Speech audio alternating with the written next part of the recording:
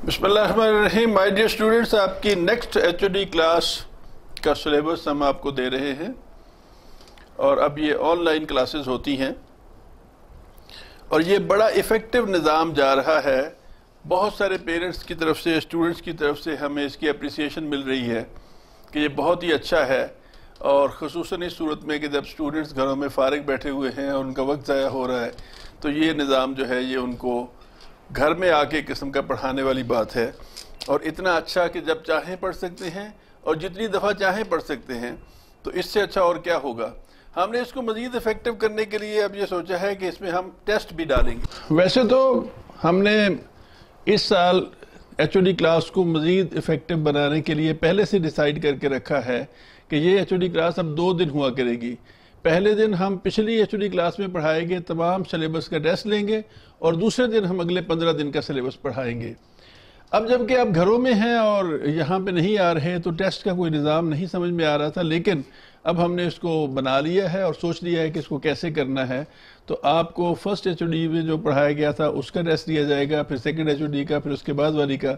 इस तरह जितनी एचओडीज भी ऐसी होंगी कि जिसमें आप घरों में बैठ के पढ़ रहे हैं, उसका भी हम इम्तिहान लेंगे और टेस्ट लेंगे और टेस्ट लेके आपको बताएंगे कि आपने कितना पढ़ा है और आपको कितना आ गया है। इम्तिहान की तैयारी करना ही हमारा मकसद है और उसके लिए लेक्चर्स हैं जो रिकॉर्डेड आपके पास मौजूद हैं, हर चीज़ समझा दी गई है और फिर टेस्ट है। इसके दरमियान में आपकी प्रेपरेशन है। अब आप अगर प्रिपेयर नहीं करेंगे और सेल्फ स्टडी नहीं करेंगे तो कैसे होगा। एक निज़ाम आपको ये भी दिया गया कि अगर कोई कॉन्सेप्ट आपको समझ नहीं आया, कोई मैथमेटिक्स का कोई सवाल, कोई न्यूमेरिकल, कोई और चीज़, तो आप अपने कोऑर्डिनेटर को वॉइस मैसेज के ज़रिए बताइए कि ये चीज़ है जो हमें समझ में नहीं आ रही। इसके अलावा भी हम कुछ करने जा रहे हैं कि आपके कोऑर्डिनेटर्स आपके साथ रोज़ाना राब्ता करें और आपको रोज़ाना आपसे प्रोग्रेस पूछें, आपके मसाइल को सुने और उनको हल करें। तो मैं समझता हूँ कि ये बहुत ही इफ़ेक्टिव निज़ाम है, इससे फ़ायदा उठाना चाहिए और आपको चाहिए कि आप दिन रात मेहनत करें और इस वक्त को ज़ाया होने से बचाएं ताकि आपका एकेडमिक ईयर बचे। आपके ऊपर एक बहुत बड़ी जिम्मेदारी आन पड़ी है। आपने फर्स्ट ईयर का इम्तिहान ही नहीं दिया, सेकेंड ईयर के इम्तिहान में से ही आपने फर्स्ट ईयर के मार्क्स भी लेने हैं। आपने 9th का इम्तिहान ही नहीं दिया, अब आपने 9th के इम्तिहान के जो मार्क्स है वो भी 10th के सिलेबस को पढ़ के उसी में से लेने हैं। तो एक तरफ बज़ाहिर लगा होगा कि कहीं बहुत फ़ायदा हो गया है, लेकिन मुझे लगता है कि ये कुछ नुकसान हो गया है और कुछ बड़ी जिम्मेदारी हम पर और आपके असातिज़ा पर और आप पर आन पड़ी है। अब आपको बहुत मेहनत करनी चाहिए ताकि आपके अच्छे से अच्छे नंबर 10th क्लास में या सेकेंड ईयर में आएँ और वही मार्क्स जो हैं जब वो डबल हों तो आपकी अच्छी डिवीज़न, अच्छा ग्रेड बने और आपका जो तालीमी करियर है वो एक शाइनिंग करियर कहलाए। ये ना हो कि आपको नुकसान हो जाए। इसके लिए बस ये करना है कि जो क्लासेस रिकॉर्ड कर करके आपको दी जा रही हैं, आप हिम्मत करके उनको सुनिए। हर रोज़ 3-4 घंटे आप पढ़िए और तैयार कीजिए और जो टेस्ट आपको दिया जाए उसको अच्छे नंबरों से पास कीजिए। मैं दुआ करता हूँ कि अल्लाह ताला आपको अपनी हिफ्ज़ व अमान में रखे और अल्लाह ताला आपका और आपके पेरेंट्स का हामी और नासिर हो और आपको ज़्यादा से ज़्यादा मेहनत करने और अच्छा पढ़ने की तौफीक अता करे। अस्सलाम वालेकुम dear student, welcome to first HOD class of first year mathematics. अच्छा, मैथमेटिक्स में हम जो है फर्स्ट ईयर का मैथ पढ़ेंगे जिसमें हमारे पास 14 चैप्टर है। 14 चैप्टर हैं, ये 2 हिस्सों पर मुश्तमिल है मैथमेटिक्स की बुक। एक हमारे पास जो है रियल नंबर्स हैं, यानी कि अलजबरा कह सकते हैं उसे, ठीक है, और दूसरा जो है पोर्शन ट्रिग्नोमेट्रिक है। ठीक हो गया। अब जो पहला चैप्टर है, पहले जो हमारे पास सिलेबस है, हिस्सा है यानी कि बुक का, वो उसमें 8 चैप्टर हैं हमारे पास अलजबरा के। 8 चैप्टर अलजबरा के हैं। उसके बाद 9 चैप्टर से लेकर 14 चैप्टर तक हमारे पास ट्रिग्नोमेट्री, यानी आपको ये पता होना चाहिए जो फर्स्ट ईयर की मैथमेटिक्स की बुक है उसमें 2 पोर्शन है, एक अलजबरा है और एक ट्रिग्नोमेट्री। और मैथ का नाम भी उन्होंने इसी ना रखा है, अलजबरा एंड ट्रिग्नोमेट्री। ठीक हो गया। अब इसमें हमारे पास पहली एचओडी में 5 दिन होते हैं हमारे पास। अब पहली एचओडी होगी कहां से शुरू, इधर देख लें। 22 जून से हमारा पहला डे होगा। 22 से लेकर हमारे पास 27 जून तक पहले 5 वर्किंग डेज है, जिसमें हमने फ्राइडे और संडे को एक्सक्लूड कर दिया है। ठीक है। जो हमारे पास डे होंगे Monday, Tuesday, Wednesday, Thursday and Saturday, यानी 5 दिन होंगे हमारे पास मैथमेटिक्स में। मैथमेटिक्स के साथ जो सब्जेक्ट होंगे वो बायोलॉजी होगा, इंग्लिश होगा और इस्लामिक कंपलसरी होगा। अच्छा भाई, अब हम चैप्टर 1 पढ़ेंगे। चैप्टर 1 हमारे पास है नंबर सिस्टम।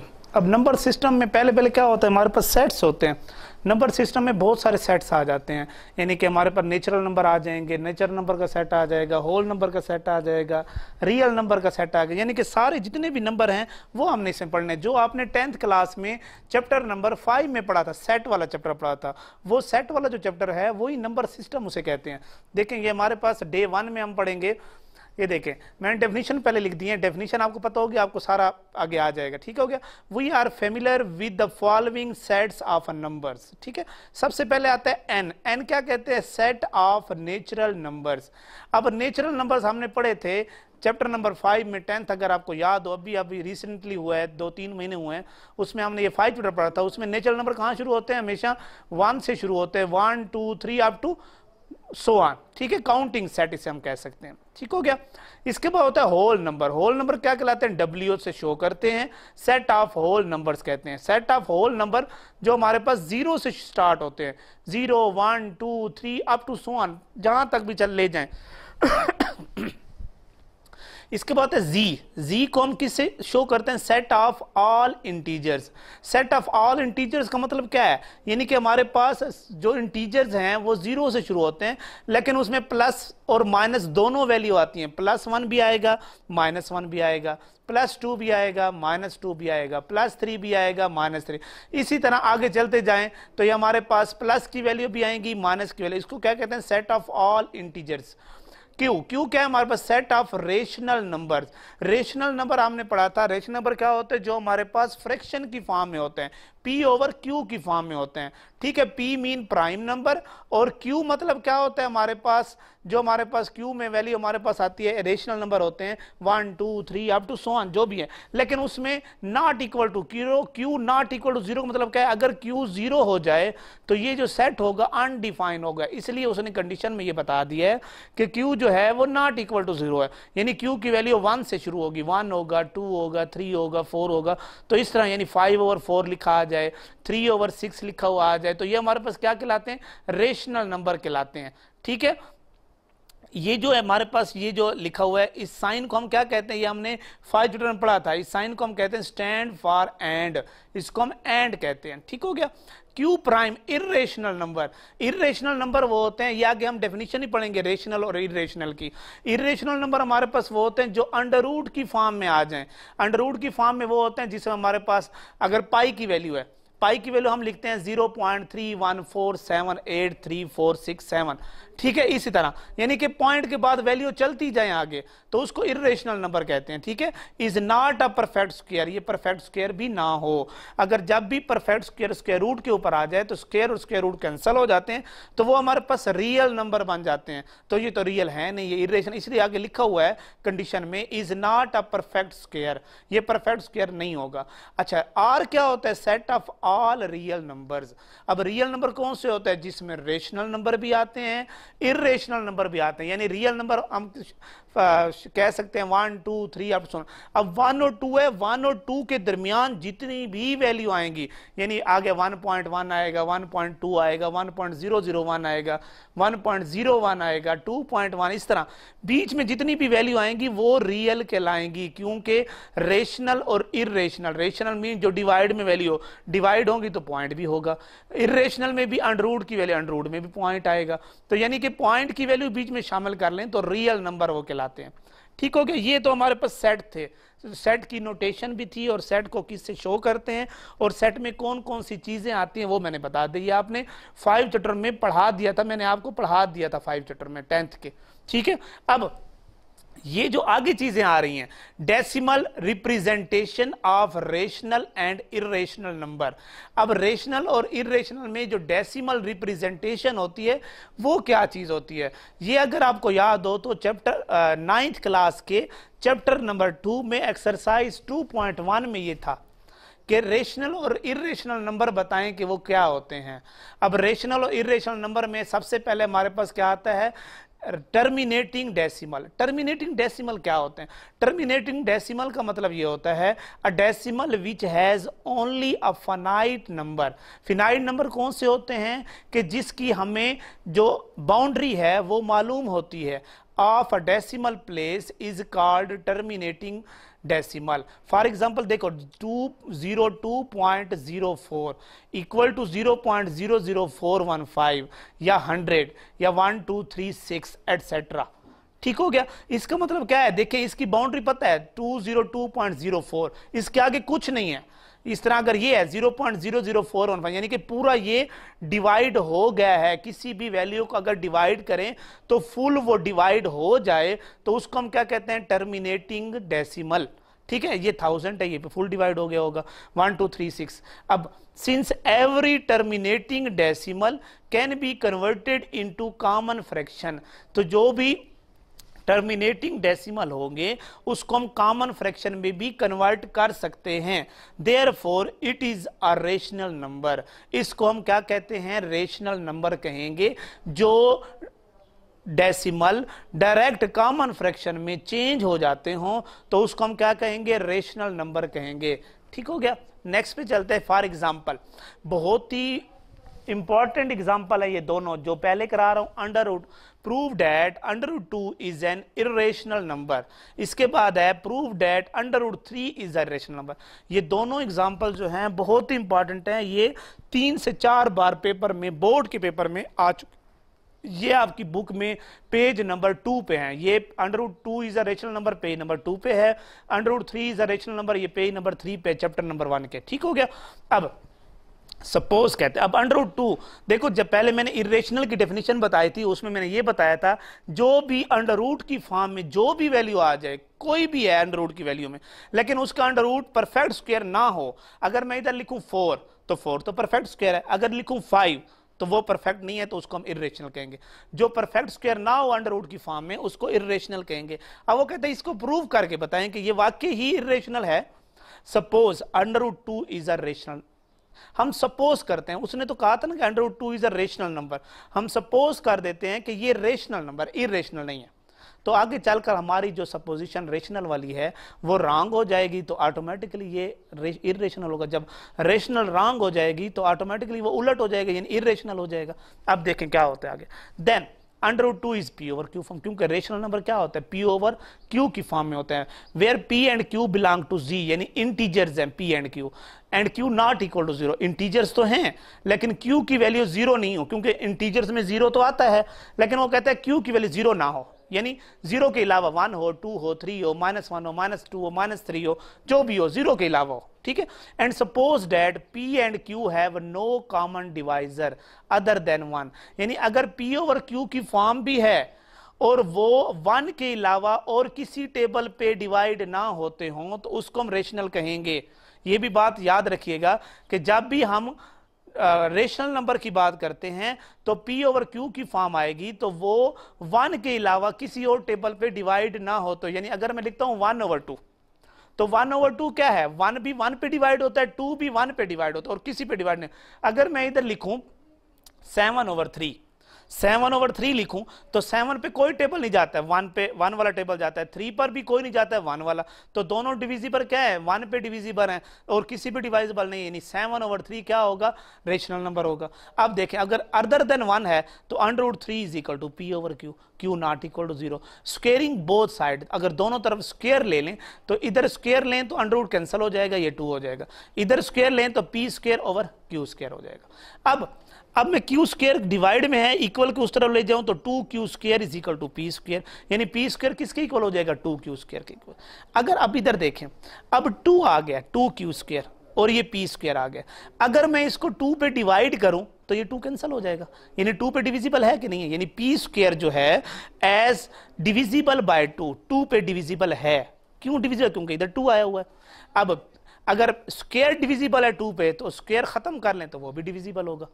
अगर 2 डिविजिबल है तो 2 का स्क्वायर भी, यानी कि जिस तरह p 2 पे डिविजिबल है तो p का स्क्वायर भी 2 पे डिविजिबल है, इस तरह p स्क्वायर 2 का स्क्वायर लें तो वो भी 4 पे डिविजिबल होगा, यानी 2q square is divisible by 4। यानी अगर देखो ये दोनों इक्वल है ना, अगर p स्क्वायर जिस पे डिविजिबल है तो ये भी उसी पे डिविजिबल होगा, क्योंकि दोनों इक्वल है, यानी ये 2 पे डिविजिबल है तो ये भी 2 पे डिविजिबल है, ये 4 पे डिविजिबल है तो ये भी 4 पे डिविजिबल है, इस तरह दोनों 2 और 4 पे डिविजिबल हैं, यानी Q भी डिविजिबल है 4 पे, यानी both P and Q are divisible by 2। लेकिन हमने रेशनल नंबर क्या लिखा था, रेशनल नंबर लिखा था कॉमन डिविजिबल अदर देन 1, यानी कि कोई कॉमन डिविजिबल नहीं होगा 1 के अलावा। लेकिन जब हमने इसको सॉल्व किया तो ये 2 पे डिविजिबल भी हो गया। जब ये 2 पे डिविजिबल है तो वे both P and Q have a common divisor 2 and 2 not equal to 1। तो दोनों पे एक ही कॉमन डिविजर 2 भी है। पहले हमने इधर लिखा था कि 1 के अलावा कोई डिवाइजर नहीं है, लेकिन इधर 2 भी डिवाइजर है, तो 2 1 के इक्वल तो नहीं हो सकता। तो क्या लिखेंगे, अ कंट्राडिक्शन। तो हमारी जो सपोजिशन थी वो रॉन्ग हो गई, कंट्राडिक्शन कहते हैं उसे। यानी जो हमने मफरूजा पेश किया था कि √2 रेशनल नंबर हैं, तो वो हमारा क्या हो गई, कंट्राडिक्शन, यानी कि वो गलत साबित हो गया। Thus our supposition is wrong. Our supposition कौन सी थी, 2 इज अ रेशनल नंबर, तो ये रॉन्ग हो गई। अगर रेशनल नहीं है तो क्या होगा, hence 2 √2 is a irrational number. तो ये आपको बहुत ही आसान है, मुश्किल कुछ भी नहीं है, सिर्फ आपको टेक्निक यूज करनी है। अब √3 है, एग्जाम्पल 2 पे आते हैं। Prove that √3 is an irrational number. ये भी उस तरह करेंगे, सेम 2 की जगह 3 लगा दें, बाकी वैसे के वैसे प्रूफ। देखें, suppose √3 is a rational number, then √3 is equal to P over Q, where P Q belong to Z and Q not equal to 0, and suppose that P and Q have no common divisor other than 1। देखो पूरी की पूरी यही statement यहां तक हमने लिख दी, आगे भी यही है। देखें, ये √3 is P over Q, square लें दोनों तरफ, तो ये क्या हो जाएगा, ये इससे मल्टीप्लाई होगा 3Q square is equal to P square, और P स्क्वायर 3। अब 3 आ गया तो 3 पे डिविजिबल होगा, तो P स्क्वायर 3 पे डिविजिबल है तो P भी 3 पे डिविजिबल होगा। ठीक है, अगर 3 पे है तो 3 के स्क्वायर पे भी होगा, यानी 9 पे भी होगा। 9 पे कर दें, यानी P स्क्वायर 9 पे डिविजिबल है तो P भी 9 पे डिविजिबल है। तो ये अगर ये 9 पे डिविजिबल है तो Q भी 9 पे डिविजिबल होगा। Q स्क्वायर भी 9 पे डिविजिबल है तो स्क्वायर खत्म करें तो Q भी डिविजिबल होगा, यानी Q डिविजिबल बाय 3, यानी both P and Q are divisible by 3। अब both P and Q have common divisor 3 not equal to 1। हमने तो कहा था कि 1 के अलावा कोई कॉमन डिवाइजर नहीं है, लेकिन ये तो 3 पे भी है। तो आवर कंट्राडिक्शन, जो हमने सपोजिशन किया वो क्या हो गई, गलत हो गई, Mafruza. Thus our supposition is wrong, हमारी सपोजिशन क्या हो गई, रॉन्ग हो गई। And hence √3 is an irrational number. यहां तक हो गया, ठीक हो गया। ये बहुत इंपॉर्टेंट, दोनों एग्जांपल्स जो हैं बहुत इंपॉर्टेंट है, ये आपने जरूर करनी है। ठीक है बेटा। Properties of real number. अब रियल नंबर की प्रॉपर्टीज कौन सी हैं, रियल नंबर हम पीछे पढ़ा है ना, अब उसकी प्रॉपर्टी क्या है, बाइनरी ऑपरेशन। सबसे पहले क्या होगा, binary operation. A binary operation in a set S is a rule denoted by multiply that sign to any pair of element S, a unique element of S। ठीक है, हम क्या करते हैं, डिनोटेड बाय, इसको किससे शो करते हैं, ये स्टैरिक से। ठीक हो गया, इसको S से शो करते हैं बाइनरी नंबर को। For A B belong to S, हम कहते हैं A और B जो है वो बिलोंग टू S है, यानी बाइनरी ऑपरेशंस है। यानी सच दैट, ये मल्टीप्लिकेशन है, स्टेरिक साइन कहते हैं, is a binary operation of multiply asterisk A B is equal to A cross B। इसको क्रॉस कहते हैं, हम अपनी जबान में क्रॉस कहते हैं, लेकिन बाइनरी ऑपरेशन की क्रॉस जबान में इसे स्टेरिक कहेंगे। इस स्टेरिक का मतलब क्या होता है कि मल्टीप्लिकेशन। तो मल्टीप्लिकेशन ऑफ ए बी क्या लिखेंगे, A multiply B belong to S। Following are the set of the property और laws are real number.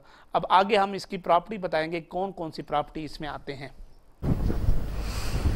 Bismillahirrahmanirrahim. Assalamu alaikum, dear students of class first year.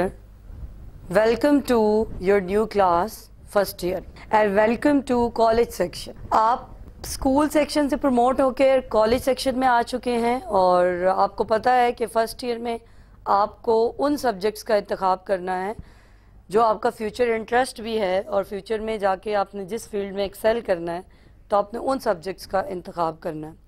यहाँ पे आपके पास बहुत सी options हैं, बहुत से सब्जेक्ट्स हैं, बहुत सी फील्ड्स हैं। आपने इसका इंतखाब अपनी एकेडमिक एबिलिटी को देखते हुए, अपने इंटरेस्ट को देखते हुए करना है, ताकि आप उस फील्ड में मेहनत करें, अपना नाम बनाएं और फ्यूचर में जाके आप एक्सेल करें। तो आपके पास बहुत से ऑप्शंस होती हैं, जैसे कि pre medical, pre engineering, FSC के होते हैं, ICS का सब्जेक्ट होता है, इसके अलावा ICOM, आर्ट्स और इस तरह के बहुत से सब्जेक्ट्स होते हैं। मैं आपके साथ आज जिस सब्जेक्ट के बारे में डिस्कस करूंगी वो बायोलॉजी का सब्जेक्ट है, और डेफिनेटली वो लोग जो फ्यूचर में डॉक्टर बनना चाहते हैं, MBBS, BDS या किसी भी हवाले से बायोलॉजी या मेडिकल फील्ड से ताल्लुक़ रखना चाहते हैं या वाबस्ता होना चाहते हैं, तो वो FSC में फ़र्स्ट ईयर में प्री मेडिकल का सब्जेक्ट चूज़ करते हैं। प्री मेडिकल के जो मेजर सब्जेक्ट्स होते हैं वो बायोलॉजी, केमिस्ट्री और फिज़िक्स होता है। बायोलॉजी और फिज़िक्स और केमिस्ट्री प्री इंजीनियरिंग और प्री मेडिकल के स्टूडेंट्स में सेम सब्जेक्ट है, लेकिन प्री इंजीनियरिंग में बायोलॉजी की जगह मैथ्स होता है और प्री मेडिकल में बायोलॉजी का सब्जेक्ट होता है। अब मैं नहीं कह सकती कि आप लकीली या अनलकीली आप वो ग्रुप हैं कि आपने मैट्रिक का एग्ज़ाम नहीं दिया ड्यू टू सर्टन कंडीशंस, हालात की पेश नज़र, ड्यू टू कोरोना एपिडेमिक आपके एग्ज़ाम पोस्टपोन हो गए और आपने नेक्स्ट क्लास में आप प्रमोट हो चुके हैं। लेकिन इसका मतलब ये नहीं है कि आप बैठ के अपना वक्त ज़ाया करते रहें। आपको चाहिए कि अब आप अपने आप को ऑर्गेनाइज़ करें। आपने जिस भी फील्ड का इंतखाब करना है उस पर स्ट्रिक हों, उस पर फोकस हों, वो बुक्स, टेक्स्ट बुक्स और रेफरेंस बुक्स जो भी हैं वो परचेज़ करें, अपने आप को किसी न किसी इंस्टीट्यूशन में रजिस्टर करें। और अगर आप करलोट रेजिडेंशियल कॉलेज के स्टूडेंट हैं तो आपके लिए गोल्डन अपॉर्चुनिटी है कि आप कॉलेज में अपने आप को रजिस्टर करें और ये ऑनलाइन क्लासेस अटेंड करें, ताकि इससे आपको अपने सिलेबस का आइडिया हो, आपको बुक का इंट्रोडक्शन मिले, बुक का आइडिया हो और आप पढ़ना शुरू करें। क्योंकि फर्स्ट ईयर का कोर्स कोई इजी कोर्स नहीं है, काफ़ी लेंथी कोर्स है। और अगर आप अपने अच्छे कॉन्सेप्ट बनाना चाहते हैं और अपने ग्रेड्स को इम्प्रूव करना चाहते हैं तो आपको अभी से मेहनत स्टार्ट करनी होगी। तो आइए आज की क्लास स्टार्ट करते हैं। और आज का आपका जो लेक्चर है, जो कि आपकी फर्स्ट क्लास ऑफ एचओडी है, वो आपके कौन से सब्जेक्ट के लिए? बायोलॉजी के सब्जेक्ट। फर्स्ट ईयर की बायोलॉजी की जो बुक है वो आपके सामने आ रही है स्क्रीन पे, उसका कवर पेज। ये आपकी टेक्स्ट बुक है फर्स्ट ईयर की बायोलॉजी की, national book foundation and federal text book board की पब्लिकेशन है ये बुक, और अच्छी बुक है आपकी। आप इसको परचेज़ कर लें अगर आपने प्री मेडिकल का सब्जेक्ट चूज़ करना है। और आपको बहुत से लोग ये कहेंगे कि बायो का स्कोप नहीं होता, तो मैं यही बात कहूँगी कि स्कोप हर सब्जेक्ट का होता है। आपने उसमें नाम बनाना होता है अपनी मेहनत और अपने इंटरेस्ट से। सो बायो में आपके पास जितनी फील्ड्स हैं उतनी आपके पास और किसी सब्जेक्ट में शायद ना हो। MBBS कर सकते हैं, सर्जरी में जा सकते हैं, फिजिशियन में जा सकते हैं, BDS कर सकते हैं, ऑप्थोमोलॉजी कर सकते हैं, आप ENT स्पेशलिस्ट बन सकते हैं। इसके अलावा आप सर्टन कोर्सेज हैं, मेडिकल लैब टेक्नोलॉजी में जा सकते हैं, इस तरह के कुछ और कोर्सेज हैं वो कर सकते हैं, बायोटेक्नोलॉजी में जा सकते हैं, बायो इन्फॉर्मेटिक्स है, and there are lots of subjects of research in which research is being done in the field of biology related to medicine, environment, agriculture। तो बहुत काम हो रहा है बायोलॉजी की फील्ड में, ना सिर्फ पाकिस्तान में बल्कि इंटरनेशनली भी। बात यह कि आपने पढ़ते हुए अपना इंटरेस्ट फाइंड करना है कि क्या आप इस सब्जेक्ट में इंटरेस्टेड हैं, क्या इस सब्जेक्ट को पढ़ के आपके माइंड में नए आइडियाज़ आते हैं। तो ये आपने करना है। ये आपके पास बुक है, इसको परचेज़ करें। और आज हम देखते हैं कि बुक के बारे में हमारे पास क्या इन्फॉर्मेशन है। आपकी जो बायोलॉजी की बुक है वो लिखी है जावेद मोहसिन मलिक और सरवत जावेद ने। इस बुक का फर्स्ट एडिशन 2013 में और सेकंड एडिशन 2017 में पब्लिश हुआ था। आपकी बायोलॉजी की बुक में टोटल चैप्टर हैं 13, जैसे कि आपके सामने आ रहे हैं names. First chapter is about cell structure and function.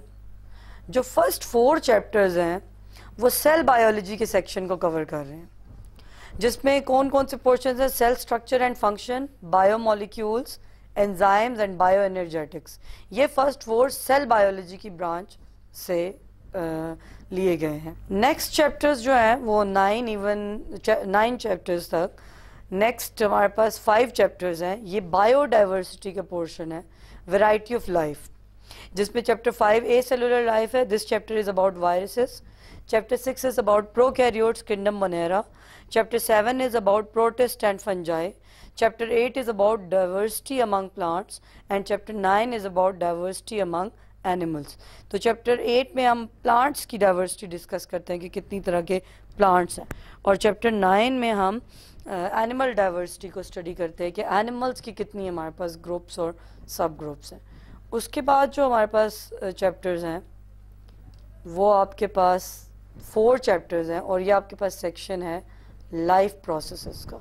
Different body में होने वाली activities like forms and function of plants, digestion का चैप्टर डील करता है डाइजेस्टिव सिस्टम से, form and function of plants deal करता है प्लांट्स के अंदर होने वाले डिफरेंट फंक्शंस को, circulation, circulatory system mean your cardiovascular system, your heart and blood vessels and associated organs, and next chapter is immunity. यहाँ पे थोड़ा सा टाइपिंग एरर हो गया है ये चैप्टर नंबरिंग में, ये आपके पास जो चैप्टर था लाइक अगर ये चैप्टर 9 है तो फिर ये चैप्टर 10 होना चाहिए और ये 11, 12, 13, तो ये एक टाइपिंग एरर है, लेकिन मैंने आपको बता दिया कि 13 चैप्टर्स हैं आपके। तो अब हम चलते हैं आपकी स्कीम ऑफ स्टडीज़, डिस्कस करते हैं कि आपकी स्कीम ऑफ स्टडीज़ क्या है। आपका ये जो बायोलॉजी की फ़र्स्ट क्लास है, ये इसका जो सिलेबस है ये आपके पास आपने अपलोड हो जाएगा, आपको मिल जाएगा from 22 June till 4th July. From 22nd to 7 June, these are 5 working days, and in these days you will be given the task of biology by excluding Friday. तो रेड बॉक्स में आपको नज़र आ रहा है कि 22 is your first working day, that is Monday. 23rd Tuesday is your second working day. 24th Wednesday, third working day. 25th Thursday is fourth working day. 27th Saturday is fifth working day. तो मैं आपको इन 5 working days में जो task है वो explain करूँगी, वो समझाऊँगी और बताऊँगी कि आपने हर दिन के हिसाब से क्या तैयार करना है। तो आप बिल्कुल रेगुलर रहें, पंक्चुअल रहें, अपने हर दिन का टारगेट सुने, हर दिन का लेक्चर सुने और उसको प्रिपेयर करें, तो आपके 5 दिनों का काम बहुत ईजीली तैयार हो जाएगा। जो चैप्टर हम इसमें डिस्कस करेंगे वो चैप्टर 1 है, सेल स्ट्रक्चर एंड फंक्शन।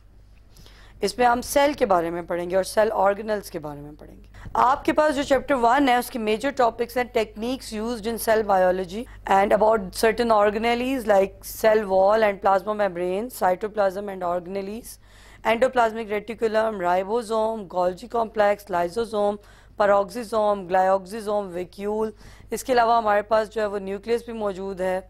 इसके अलावा हमारे पास जो है वो cytoplasm and cell organelles, mitochondria, plastids, centriole, cytoskeleton, cilia and flagella, nucleus and prokaryotic and eukaryotic cell का एक कंपैरिजन है। तो ये आपका खासा लंबा चैप्टर है, इसमें हम सेल के एक एक ऑर्गेनेल के बारे में डिटेल से पढ़ेंगे, उसका स्ट्रक्चर और फंक्शन और उसकी फॉर्मेशन के बारे में।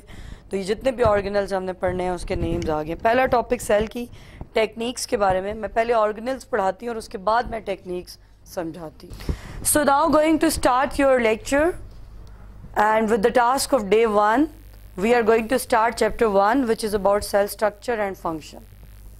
So the topic for day 1 is prokaryotic and eukaryotic cell. आपने मैट्रिक में 9th और 10th क्लास में बायोलॉजी पढ़ी है और यकीनन आपके कुछ बेसिक कॉन्सेप्ट्स क्लियर होंगे। मैं उसी को रिवाइज कर रही हूँ यहाँ पे। प्रोकैरियोटिक सेल कौन से सेल को कहते हैं जिसके पास प्रॉपर न्यूक्लियस नहीं होता, और यूकैरियोटिक सेल ऐसा सेल होता है जिसके पास प्रॉपर न्यूक्लियस होने के साथ साथ मेम्ब्रेन बाउंडेड ऑर्गेनल्स भी होते हैं। ये आपके सामने डायग्राम है, सिंप्लीफाइड डायग्राम है किसकी, प्रोकैरियोटिक एंड यूकैरियोटिक सेल की। प्रोकैरियोटिक सेल में हमारे पास जो है वो ये सेंट्रल रीजन है, ये न्यूक्लियस नहीं है, ये मेम्ब्रेन से कवर नहीं है, लेकिन ये सेंट्रल रीजन है जहाँ पे इसका डीएनए, इसका क्रोमोसोम, इसका जीनोम मौजूद होता है। इस रीजन को कहते हैं न्यूक्लियोटाइड। उसके बाद राइबोसोम्स जो हैं वो इस सारे में स्प्रेड कर रहे होते हैं और इसके अराउंड कवरिंग होती है जिसको कैप्सूल कहते हैं। उसके बाद एक और एक्सटर्नल कवरिंग होती है जिसको सेल वॉल कहते हैं और सेल मेम्ब्रेन होती है। तो ये और इसके अलावा इसमें से एक स्ट्रक्चर अराइज हो रहा होता है जो कि इसकी मोशन, लोकोमोशन में हेल्प करता है, जिसको फ्लैजुला कहते हैं। तो ये आपके पास सिंप्लीफाइड प्रोकैरियोटिक सेल का स्ट्रक्चर है जिसके पास हमें कोई मेम्ब्रेन बाउंडेड ऑर्गेनल नज़र नहीं आ रहा, कोई प्रॉपर न्यूक्लियस नज़र नहीं आ रहा, बस इसके सेंट्रल रीजन में मेम्ब्रेन नहीं है लेकिन इसका डीएनए पड़ा हुआ है, तो इस रीजन को क्या कहते हैं, न्यूक्लियोइड। राइबोसोम इसकी प्रोटीन सिंथेसिस मशीनरी है जो कि सेल के अंदर स्प्रेड करती है। इसके आउटर कवरिंग को सेल वॉल कहते हैं। उसके बाद जो है वो इसकी सबसे जो इनर कवरिंग है वो सेल मेम्ब्रेन है जो ब्लैक बाउंड्री में नज़र आ रही है। ब्लू बाउंड्री इसकी सेल वॉल है और उसके बाद इसकी पिंक जो स्ट्रक्चर आपको नज़र आ रही है लेयर, वो इसका कैप्सूल है। तो इसके अराउंड खासी प्रोटेक्शन होती है। फ्लैजुला और फ्लैजुलम हेल्प करते हैं इसकी लोकोमोशन में। उसके बाद आपके पास एक यूकैरियोटिक सेल है। यूकैरियोटिक सेल के सेंटर में न्यूक्लियस और प्रॉपर न्यूक्लियस है जिसमें मेम्ब्रेन बाउंडेड स्ट्रक्चर है, मतलब इसका न्यूक्लियस मेम्ब्रेन से कवर होता है। यहाँ पे न्यूक्लियस में मेम्ब्रेन की तरह की बाउंड्री नहीं होती, यहाँ पे न्यूक्लियस जो है वो मेम्ब्रेन से सेपरेटेड होता है और इसके अंदर एक डेंस स्ट्रक्चर आपको नजर आ रहा होगा, न्यूक्लियोलस है। Nucleolus is the site for the synthesis of ribosome. उसके बाद ये आपको ग्रीनिश सा जो पार्ट नजर आ रहा है इसको एंडोप्लाज्मिक रेटिकुलम कहते हैं। जो पिंक स्ट्रक्चर आपको नजर आ रहा है इसको माइटोकॉन्ड्रिया कहते हैं।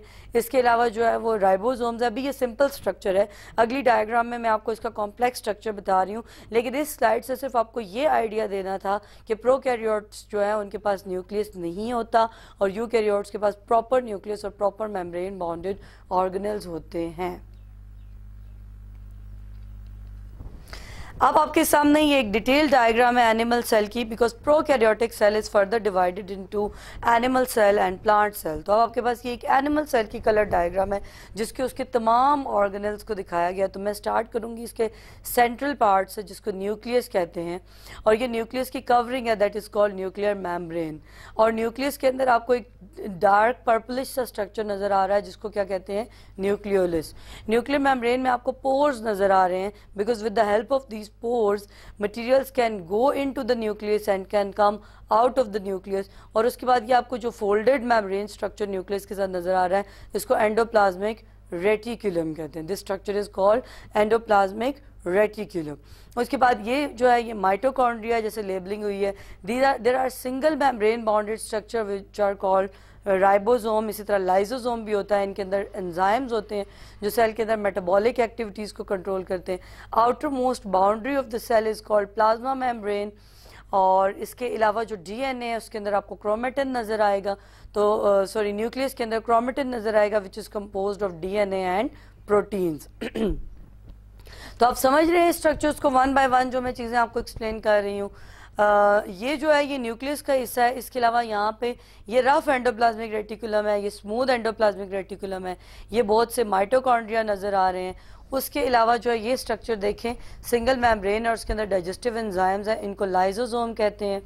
माइक्रोट्यूब्यूल्स होते हैं जिनको साइटोस्केलेटन कहते हैं जो कि सेल की शेप को मेंटेन रखता है। सेल में वैक्यूल मौजूद होता है। सेंट्रोसोम का सेल डिवीजन में रोल होता है। And ribosomes are attached to rough endoplasmic reticulum, इनमें प्रोटीन सिंथेसिस होती है। तो ओवरऑल मैंने आपको सेल के अंदर मौजूद तमाम ऑर्गेनेलीज के नेम्स बता दिए।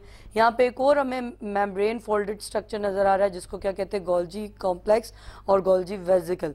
तो आपका जो सेल है वो बहुत से कॉम्प्लेक्स ऑर्गेनल से मिलकर बना हुआ है और हर ऑर्गेनल अपना फंक्शन करता है। इसलिए हम ये कह सकते हैं कि सेल के अंदर डिवीजन ऑफ लेबर पाई जाती है।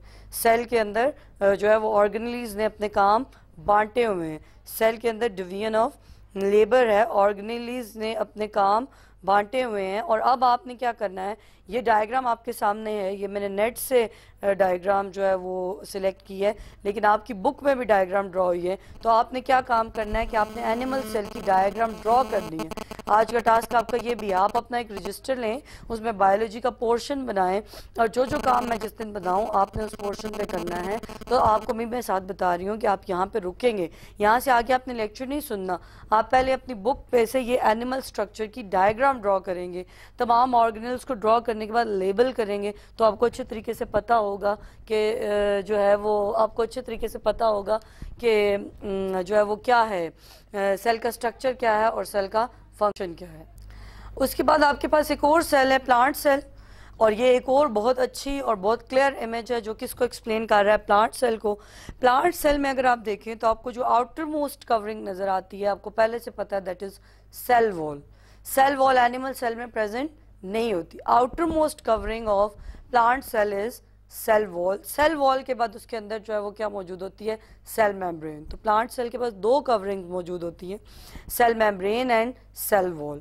उसके बाद हम इसको जाते हैं न्यूक्लियस से हम स्टार्ट करेंगे। ये पर्पल रीजन आपको नजर आ रहा है, ये उसी तरह न्यूक्लियस है, लेकिन एनिमल सेल का न्यूक्लियस सेंटर में मौजूद था। प्लांट सेल का न्यूक्लियस स्लाइटली किधर पुश हो जाता है towards the side, and this membrane folded structure जो मौजूद है that is called rough endoplasmic reticulum, and the smooth, the structure that appear smooth, this is known as smooth endoplasmic reticulum. कभी कभी हम इसको RER कहते हैं, मीन रफ एंडोप्लाज्मिक रेटिकुलम, और इसको SER कहते हैं, मतलब स्मूथ एंडोप्लाज्मिक रेटिकुलम। और इसका सेंट्रल जो पर्पल हिस्सा है उसको हम क्या कहते हैं, न्यूक्लियोलस, और न्यूक्लियोलस जो है वो डार्क डेंस स्ट्रक्चर है, और इसके न्यूक्लियस के अराउंड मेम्ब्रेन होती है जिसके अंदर पोर्स होते हैं, and with the help of these pores materials can go in and out of the cell. उसके बाद आपके पास एक और स्ट्रक्चर है जिसको माइटोकॉन्ड्रिया कहते हैं। आपको बहुत से माइटोकॉन्ड्रिया नजर आ रहे हैं which are powerhouse of the cell, ये एनिमल सेल के अंदर भी मौजूद है। और इसके अलावा हमारे पास जो है वो मेम्ब्रेन फोल्डेड स्ट्रक्चर है जिसको गोल्जी कॉम्प्लेक्स कहते हैं। इसका फंक्शन भी हम लेटर ऑन डिस्कस करेंगे। एक और स्ट्रक्चर है जिसको लाइजोसोम कहते हैं जो सिंगल मेम्ब्रेन बाउंडेड स्ट्रक्चर है, और उसके अंदर क्या मौजूद होते हैं, सर्टेन डाइजेस्टिव एंजाइम्स होते हैं। इसके अलावा आपको प्लांट सेल में एक बड़ा सा वैक्यूल नजर आ रहा है, because in plant cell vacuole is involved in the storage of water and certain ions and certain metabolites। उसके अलावा जो है इसके अंदर साइटोस्केलेटन मौजूद होता है जो कि इसकी किस चीज़ में हेल्प करता है। साइटोस्केलेटन इसकी अरेंजमेंट में, इसकी सेल की शेप को मेंटेन करने में रोल प्ले करता है। सेल की शेप मेंटेन करने में बहुत ज़्यादा रोल जो है वो सेल वॉल का भी होता है। इसके अलावा प्लांट सेल में हमें पेरोक्सिसोम्स भी नज़र आएंगे, प्लांट सेल में हमें माइक्रोट्यूब्यूल्स वगैरह नज़र आएंगी जो उसकी शेप मेंटेन करेंगी। एक और बहुत इंपॉर्टेंट चीज़ जो अभी तक मैंने आपको नहीं बताई, chloroplast, that is present only in plant cell and it is involved in the process of photosynthesis। chloroplast एक organelle है जो animal cell में मौजूद नहीं होता। this organelle is adapted to carry out the process of photosynthesis। तो यहाँ पे photosynthesis का process होता है और हम अगले इस चैप्टर में डिटेल से पढ़ेंगे। तो आपने अब जब ये मैंने तमाम चीज़ें आपको बता दी तो आपने अपनी बुक से या इवन यहाँ से, ये बड़ी सिंप्लीफाइड डायग्राम है, एक प्लांट सेल का स्ट्रक्चर भी ड्रॉ करना है और उसके तमाम ऑर्गेनल्स को भी लेबल करना है, क्योंकि जब आप लेबलिंग करेंगे तो आपको अच्छे तरीके से आइडिया हो जाएगा प्लांट सेल के बारे में। तो अब हम टॉपिक स्टार्ट करते हैं। आज का हमारा पहला टॉपिक है सेल वॉल। आपके चैप्टर के शुरू में जो टेक्निक्स हैं वो टेक्निक्स मैंने अभी आपके लिए स्किप की हैं। मैं पहले आपको ऑर्गेनल्स एक्सप्लेन करूंगी और मैंने स्किप की हैं लेकिन मैंने छोड़ी नहीं है, मैं वो आपको टेक्निक्स पढ़ाऊंगी, लेकिन मैंने ये बेहतर समझा कि पहले आप ये टॉपिक पढ़ें। सेल वॉल, जैसे कि आप जानते हैं कि cell wall is thick and rigid structure around plant cell. और सेल वॉल को अगर मैं कहूं कि यह आउटर मोस्ट बाउंड्री है प्लांट सेल की तो ये गलत नहीं होगा। और अभी मैं आपको पढ़ा के आई हूं कि एनिमल सेल में सेल वॉल एब्सेंट होती है। Cell wall is the thick rigid structure of around 4 to 20 micrometre wide and visible under light microscope. It is present in plant cell, bacterial cell and fungal cell. ये plant cell में भी मौजूद होती है, bacterial cell में भी मौजूद होती है और फंगल सेल में मौजूद होती है, मीन फंजाई में भी मौजूद होती है। और इसका फंक्शन क्या है, ये सेल को शेप एंड रिजिडिटी प्रोवाइड करती है, सेल की शेप मेंटेन करती है और हार्डनेस प्रोवाइड करती है ताकि ये वाटर लॉस ना करे। और इसके अलावा जो है वो प्लांट्स के लिए बहुत ज़रूरी है, क्योंकि प्लांट्स जो हैं वो आपको पता है कि उन्हें हर तरह का हार्श एनवायरनमेंट फेस करना पड़ता है। सख्त गर्मी होगी, आप धूप में खड़े होंगे, आप वहाँ से मूव करके अपने रूम में चले जाएंगे, क्या प्लांट मूव करके जा सकते हैं? उन्होंने उसी इन्वायरमेंट में रहना है। सख्त सर्दी होगी, उन्होंने उसी में रहना है। तो इन्वायरमेंटल चैलेंजेस का मुकाबला करने के लिए प्लांट्स के पास hard and rigid cell wall होनी चाहिए। तो यहाँ से जो ये मैंने जो चीज़ इन्फॉर्मेशन यहाँ पे जो लिखी है, इससे जो की पॉइंट्स आपको पता चल रहे हैं या जो आप ने माइंड में रखने हैं वो ये है कि it is outermost covering of plant cell, it is also present in bacterial and fungal cell, it provide shape and rigidity to the cells around which it is present, particularly plant cell। अब हम देखेंगे इसकी कुछ और properties presence के बारे में, जैसे कि मैं आपको पहले बता के आई हूँ। Cell wall is present in plant cell, bacteria and fungi and algae. Even plant cell bacteria में भी मौजूद होती है, फंजाई में भी, एल्गी में भी और प्लांट्स में। एल्गी को प्लांट एंसेस्टर्स कहा जाता है कि प्लांट्स जो हैं वो किससे बने हैं, एल्गी से। Composition, it is made up of cellulose. Plant cell wall किससे बनी होती है, सेलुलोज से। फंजाई की सेल वॉल किससे बनी होती है? काइटिन से। और बैक्टीरिया की किससे बनी होती है? पेप्टाइडोग्लाइकेन। तो अपने कॉम्पोजिशन याद रखनी है। प्लांट सेल वॉल की कॉम्पोजिशन क्या है? सेलुलोज। काइटिन की कॉम्पोजिशन फंजाई और पेप्टाइडोग्लाइकेन की कॉम्पोजिशन बैक्टीरिया। इसका स्ट्रक्चर अगर देखें तो ये थिक लेयर है which are visible through the light microscope, जिस तरह कि मैंने आपको पहले बताया। परमिएबिलिटी देखें तो it is completely permeable. Receptors इस पे मौजूद नहीं होते। रिसेप्टर्स को आप ऐसे समझे जैसे एक लॉक होता है और उसकी की होती है, तो वो की लॉक के साथ बाइंड करती है तो वो खुलता है। इसी तरह रिसेप्टर होता है, जैसे बाहर से सिग्नलिंग मॉलिक्यूल आता है तो वो रिसेप्टर के साथ बाइंड करता है, तब वो इंफॉर्मेशन अंदर जाती है। और इसका मेटाबॉलिक फंक्शन इसके अंदर इनएक्टिव होता है, mean it is non living in nature. इसके अंदर कोई रिएक्शंस नहीं होते। जब ये एक बार बन रही है तो इसके अंदर कोई भी मेटाबॉलिक रिएक्शंस नहीं होंगे। Thickness, it grows with life. जैसे जैसे प्लांट ग्रो करता है तो इसकी भी ग्रोथ होती है और इसकी थिकनेस इंक्रीज होती है। Nutrition, it doesn't need any nutrition from the cell but deposition instead. इसको न्यूट्रिशन नहीं चाहिए, लेकिन आहिस्ता आहिस्ता इसमें कंपाउंड्स डिपॉजिट होते जाते हैं जो इसको हार्ड बनाते हैं, इसको रिजिड बनाते हैं। फॉर एग्जांपल इसकी कुछ लेयर्स में लिग्निन डिपॉजिट होता है। लिग्निन इसको वुडी टेक्सचर देता है।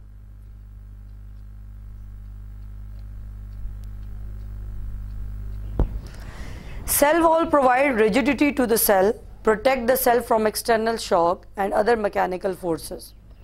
Cell wall cell को क्या provide करती है? Rigidity, toughness and protect the cell from external shock. उसको बाहर से होने वाले डैमेज से बचाती है और mechanical forces से बचाती है। तो ये बचाती है। Protection, इसका सबसे पहला फंक्शन क्या है? Protection. It is responsible for cell morphology. ये सेल की शेप को मेंटेन करने में अपना रोल प्ले करती है। मॉर्फोलॉजी निकला है शेप से। It prevents large molecule to enter into the cell. ये लार्ज मॉलिक्यूल को सेल में जाने में, सेल में एंट्री से बचाती है। And also prevent the cell from being toxic, और सेल के अंदर जहरीले जो मटीरियल हैं उसको जाने से भी रोकती है। Helps in maintaining the osmotic environment in the cell, और सेल के अंदर वाटर एडजस्टमेंट, क्योंकि ज़रा वाटर लॉस नहीं होने देगी ना, तो सेल चाहे हार्श किस्म के ड्राई एनवायरनमेंट में भी होगा तो उससे वाटर लॉस नहीं होगा। तो वो सेल के हार्श एनवायरनमेंट से भी उसको बचाती है और उसको प्रोटेक्ट करती है ताकि वाटर लॉस ना हो, क्योंकि डिहाइड्रेशन जो होती है वो डेथ कॉज कर सकती है किसी भी लिविंग ऑर्गेनिज्म के लिए। नेक्स्ट हमारे पास है, अब मैं आपको इसकी स्ट्रक्चर से इसकी लोकेशन बताऊंगी और इसका स्ट्रक्चर डिस्कस करेंगे। प्लांट्स के अंदर 3 लेयर्स होती हैं सेल वॉल की। पहली प्राइमरी लेयर होती है, दूसरी सेकेंडरी और तीसरी मिडिल लैमेला। अब ये जो आपको येलो कलर की बाउंड्री नज़र आ रही है ना, this is actually plasma membrane. Plasma membrane के बिल्कुल बाहर, अब ये जो ब्राउन वाली है ना, इसको थोड़ी देर के लिए इग्नोर करें। प्लाज्मा मेम्ब्रेन से बाहर सबसे पहले क्या बनती है? Primary wall. और प्राइमरी वॉल आपको ये ग्रीन कलर की बाउंड्री नजर आ रही है। तो प्लाज्मा मेम्ब्रेन के बाहर सबसे पहले क्या बनेगी? Primary wall.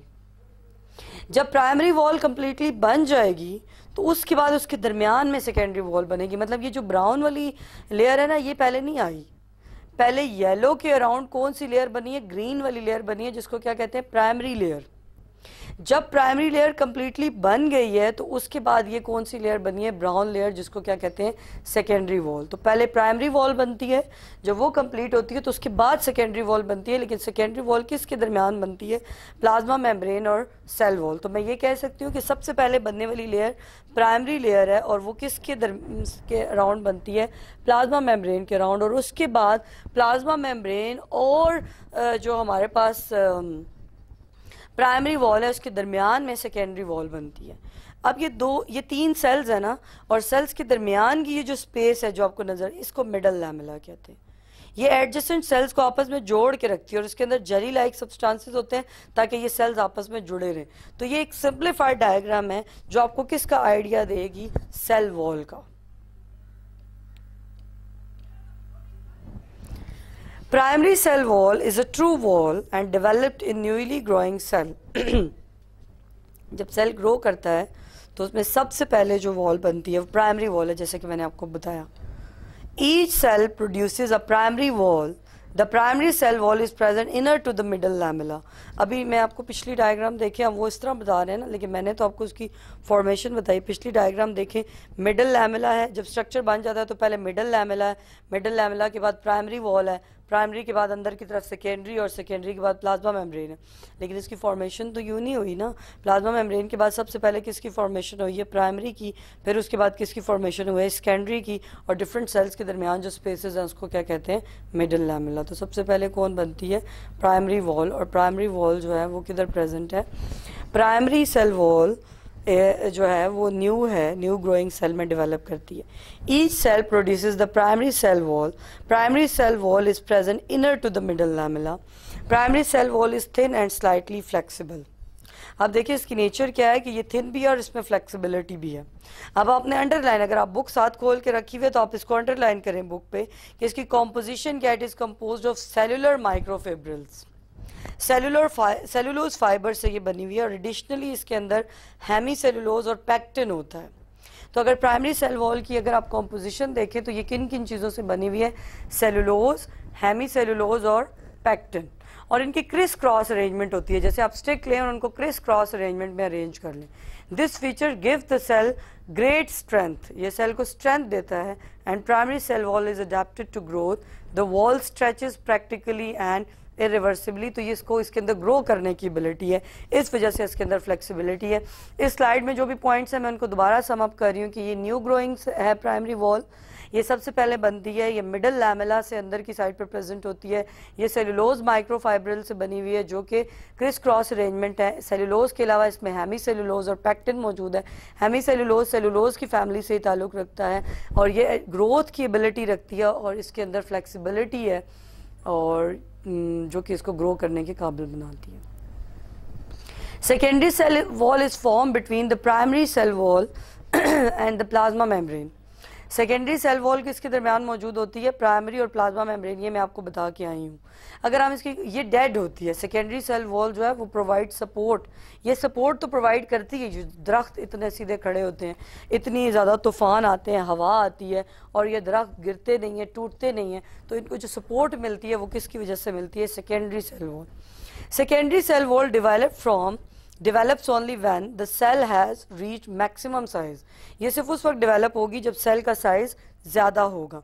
एंड जब सेल अपनी पूरी ग्रोथ कंप्लीट कर लेगा तो उसके बाद कौन सी वॉल बनेगी? Secondary cell wall. ये बहुत थिक है, रिजिड है और इसके अंदर फ्लेक्सिबिलिटी नहीं होती. अब हम इसकी कॉम्पोजिशन देखेंगे. Secondary cell wall consist of cellulose, hemicellulose and lignin. Lignin वो चीज़ है जो प्राइमरी सेल वॉल में मौजूद नहीं थी. And waxes. Its cellulose myofibrils also shows criss-cross arrangement. Lignin cements and anchors the cellulose microfibrils together and it is mainly responsible for rigidness. तो अब इसके अंदर क्या मौजूद होता है? लिग्निन होता है. लिग्निन इसको ज़्यादा हार्ड बनाता है. लकड़ी को आप देखते हैं ना टच करके, लकड़ी हार्ड होती है. लकड़ी हार्ड किसकी वजह से होती है? लिग्निन की वजह से होती है. और ये एंकर करता है किसको? किसके अंदर एंकर होता है? किसके अंदर? ये डीपली एम्बेडेड होता है सेलुलोज माइक्रोफिब्रिल से. तो अब इन पॉइंट्स को अगर मैं सम अप करूं तो मैंने ये बताया है कि सेकेंडरी वॉल बनती है between plasma membrane and primary wall. ये डेड होती है, इसका सपोर्ट में रोल होता है. प्लांट जब एक बार अपनी ग्रोथ पूरी कर लेता है तो उसके बाद क्या बनती है? Secondary wall. सेकेंडरी वॉल की कॉम्पोजिशन क्या है? Cellulose, hemicellulose, lignin and inorganic salts and waxes.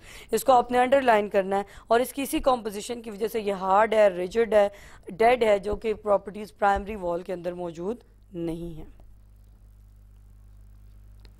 इसके बाद नेक्स्ट लेयर मिडल लैमेला है, जैसे कि आपको मैं डायग्राम में भी स्टार्ट में दिखा के लाई हूँ.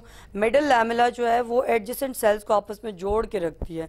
तो middle lamella is present between adjacent primary cell wall, मतलब साथ वाले नेबरिंग सेल्स के दरमियान प्रेजेंट होती है.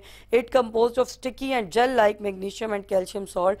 इसके अंदर जेल लाइक सब्सटेंसेस होते हैं, कैल्शियम और मैग्नीशियम सॉल्ट प्रेजेंट होते हैं, पैक्टिन प्रेजेंट होता है. Middle lamella holds neighbouring cell wall together और ये नेबरिंग सेल्स को जोड़ के रखती है. Cell wall wall is porous, इसके अलावा इसके अंदर पोर्स होते हैं, प्लाज्मोडेस्माटा होते हैं, ताकि मटेरियल पास कर सके, जैसे दरवाज़ा होता है ना जिसमें से आप गुजर के आते हैं, and allow the passage of water and dissolve material. Secondary cell wall provides definite shape and mechanical support, ये सेल को शेप प्रोवाइड करती है और मैकेनिकल सपोर्ट देती है। तो ये आपके पास सेल वॉल का स्ट्रक्चर था डिटेल से। आपने इसका फंक्शन याद करना है, इसकी नेचर और इसकी कंपोजिशन को कंपेयर करना है, इसकी लोकेशन को देखना है, और वो जो डायग्राम सेल वॉल वाली मैंने आपको दी है वो भी आपने ड्रॉ करनी है। ये आपका डे फर्स्ट का लेक्चर है जिसमें मैंने आपको प्रोकैरियोट यूकैरियोट सेल का आइडिया दिया, प्लांट और एनिमल सेल का जनरल स्ट्रक्चर एक्सप्लेन किया और सेल वॉल पढ़ाया। अब आपका आज का टास्क ये है कि write the note on the structure and function and properties of cell wall. ये आपने जितना मैंने पढ़ाया है इसको लिखेंगे, इसके साथ साथ आपने प्लांट, एनिमल और प्रोकैरियोटिक सेल की डायग्राम भी ड्रॉ करनी है। अपना काम लाजमी करें, क्योंकि अगर आपने प्री मेडिकल का सब्जेक्ट चूज़ किया और आप डॉक्टर बनना चाहते हैं तो सबसे पहली क्वालिटी आपने अपने अंदर ये करनी है कि आप रेगुलर हो जाएं और आप रोज़ का काम रोज़ करें, डेली का लेक्चर आप तैयार करें, तो आप पे कभी भी बर्डन नहीं होगा और कभी भी आप मार्क्स के टर्म में या आप जो आपकी कॉन्सेप्ट्स के लिहाज से पीछे नहीं रहेंगे। तो this is your task for day 1 और कल से हम डे 2 को डिस्कस करेंगे। बिस्मिल्लाहिर्रहमानिर्रहीम। अस्सलाम वालेकुम students of class FSC 1। Students, my name is Samiullah and I am coordinator of intermediate classes. मैं आप तमाम स्टूडेंट्स को वेलकम कहता हूं आपकी नई क्लास में, फर्स्ट ईयर क्लास में, और आप सब लोगों को मुबारकबाद पेश करता हूं कि जैसा कि आप 10th क्लास से प्रमोट होके फर्स्ट ईयर क्लास में आ चुके हैं। तो आपको आज मैं इस इंट्रोडक्शन के तौर पे कुछ बातें आपके सामने रखूँगा कि फर्स्ट ईयर क्लास में जब आप लोग FSC को सिलेक्ट करते हैं, कुछ लोगों ने मेडिकल फील्ड को सिलेक्ट किया होगा, कुछ लोगों ने इंजीनियरिंग को सिलेक्ट किया होगा और कुछ लोगों ने ICS जो है वो अपने सब्जेक्ट के तौर पर चूज़ किया होगा। तो इस लेवल पे आके स्टूडेंट्स आपकी जो स्टडी है, आपकी जो स्पेशली साइंस की जो स्टडी है, वो एक आप समझ लें कि बड़ा मेजर पार्ट होता है और बड़ी आपकी मेहनत दरकार होती है। ये बिल्कुल मैट्रिक क्लास की तरह नहीं है। आप चाहते हैं कि आप डॉक्टर बनना चाहते हैं या आप इंजीनियर बनना चाहते हैं या आप सॉफ्टवेयर की फील्ड को जो है वो चूज़ करना चाहते हैं, तो then you must do hard work. आपको इसके लिए लाजमी जो है वो सख्त मेहनत करनी है और अपने आप को बिगनिंग से, शुरू से ही आप लोगों ने अपने आप को मेंटेन रखना है।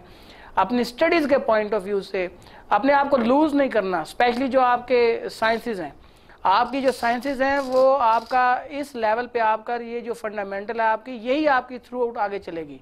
और अगर आपने इसको ऐसे ही लाइट होकर डील किया तो फिर आपके लिए प्रॉब्लम आ सकती है, आगे जाकर आपको अपनी फील्ड जो है वो छोड़नी पड़ सकती है।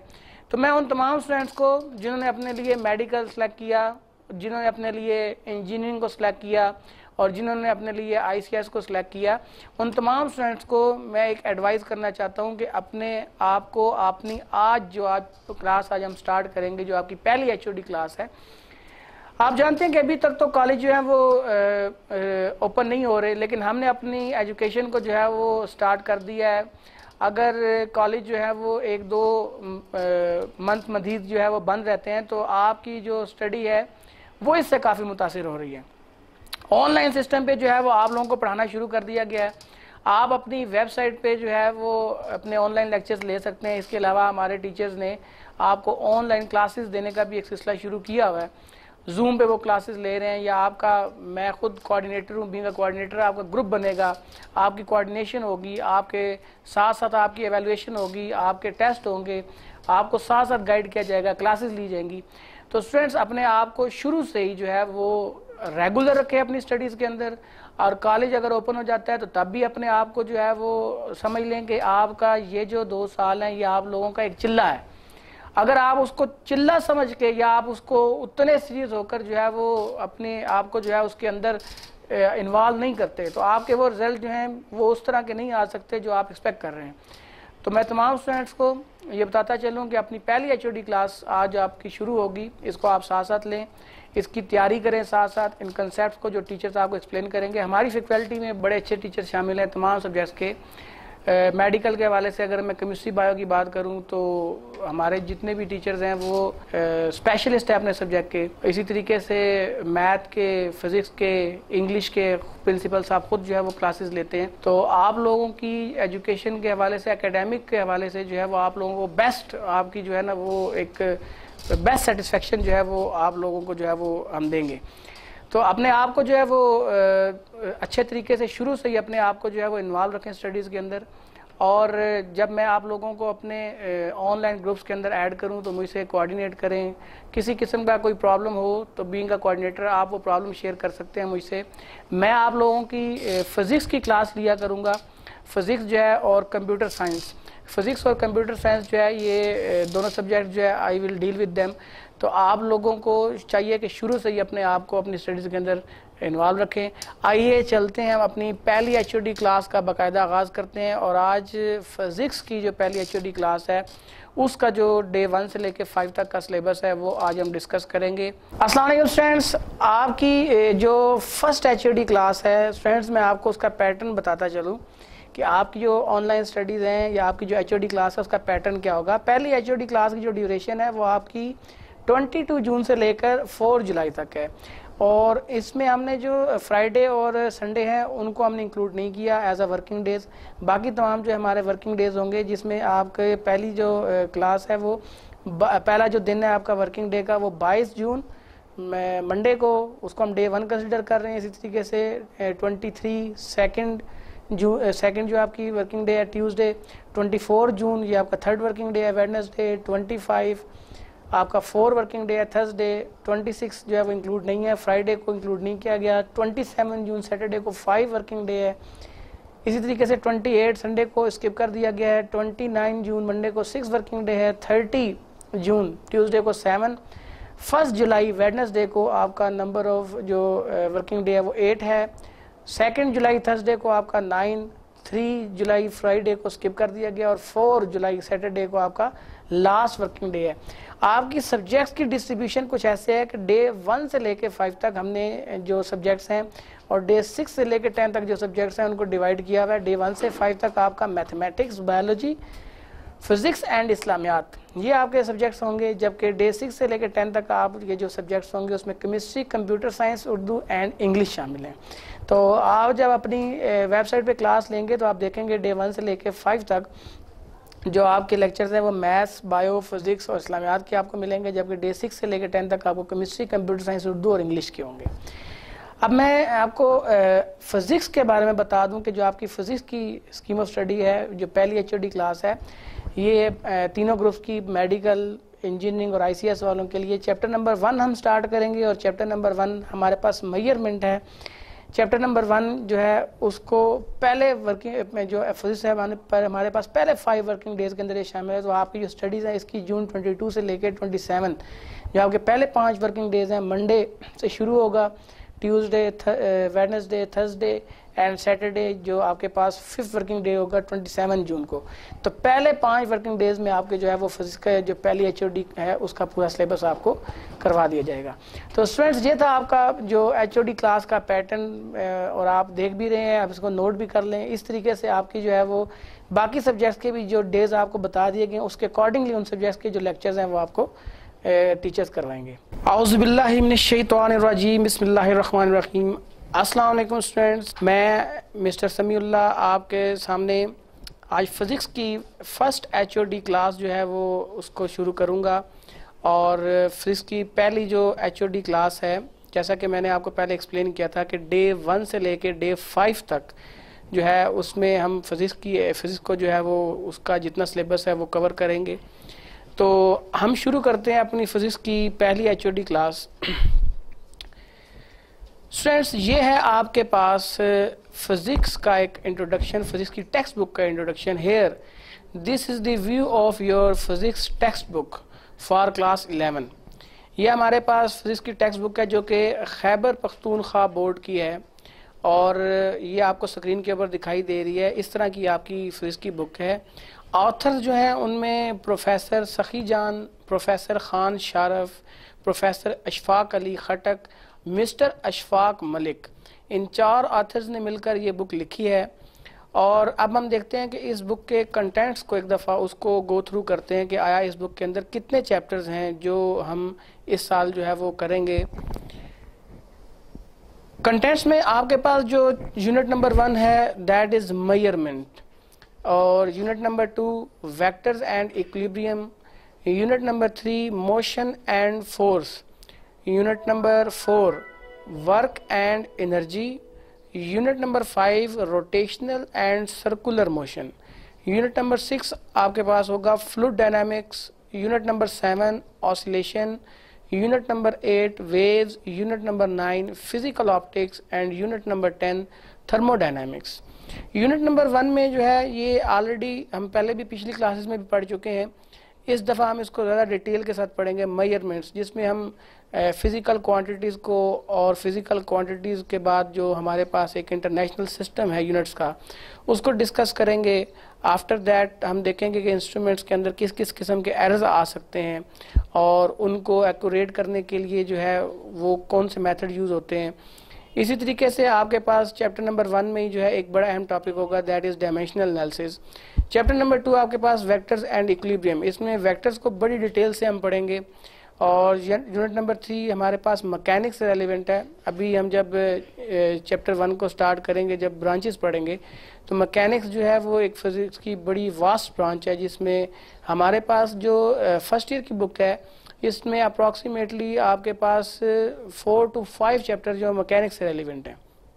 जैसा यूनिट नंबर 3 है motion and force, unit number 4 है work and energy, unit number 5 है रोटेशनल एंड सर्कुलर मोशन, जो कि ये भी हमारे पास जो मोशन एंड फोर्स था, वर्क एंड एनर्जी था, इसमें नॉर्मली हम जो है वो लीनियर मोशन को डिस्कस कर रहे होते हैं और जो काज है हमारे पास मोशन के, उसी की बेस पे वर्क एंड एनर्जी को।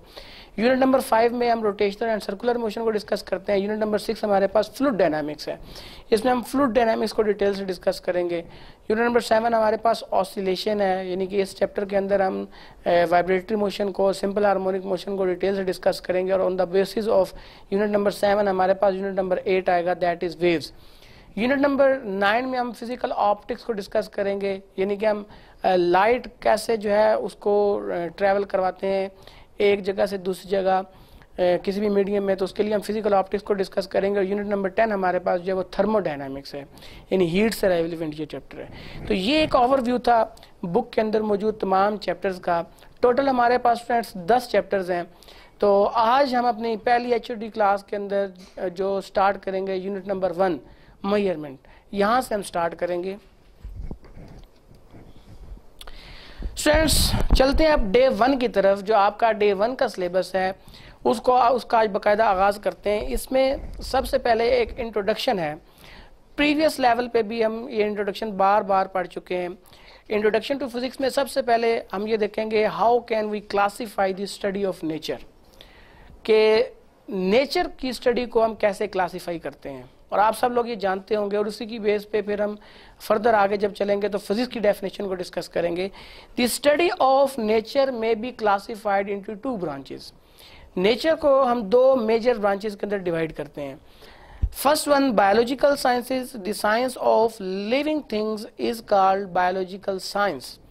पहली आपके पास बायोलॉजिकल साइंस है, लिविंग थिंग की स्टडी को हम जो है वो बायोलॉजिकल साइंस कहते हैं। Secondly physical science, the science of non living things is called physical science. Non living thing की स्टडीज को, नॉन लिविंग थिंग के बारे में जो हम स्टडी करते हैं उसको हम फिजिकल साइंस बोलते हैं। फिजिक्स क्या है?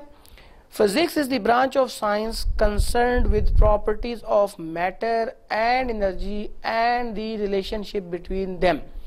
पहले भी आप लोग ये डेफिनेशन बार बार पढ़ चुके हैं, ताहम यहाँ पर अब एक मॉडिफाइड डेफिनेशन भी फिजिक्स की हम पढ़ेंगे। Physics is the branch of science concerned with properties of matter. Physics एक ऐसी ब्रांच है जिसमें मैटर की प्रॉपर्टीज को एंड एनर्जी और एनर्जी की प्रॉपर्टीज को डिस्कस करते हैं and the relationship between them, और उन दोनों के दरमियान जो आपस में उनका जो आपस में ताल्लुक है उसके बारे में। In other words physics is basically the study of how objects behave.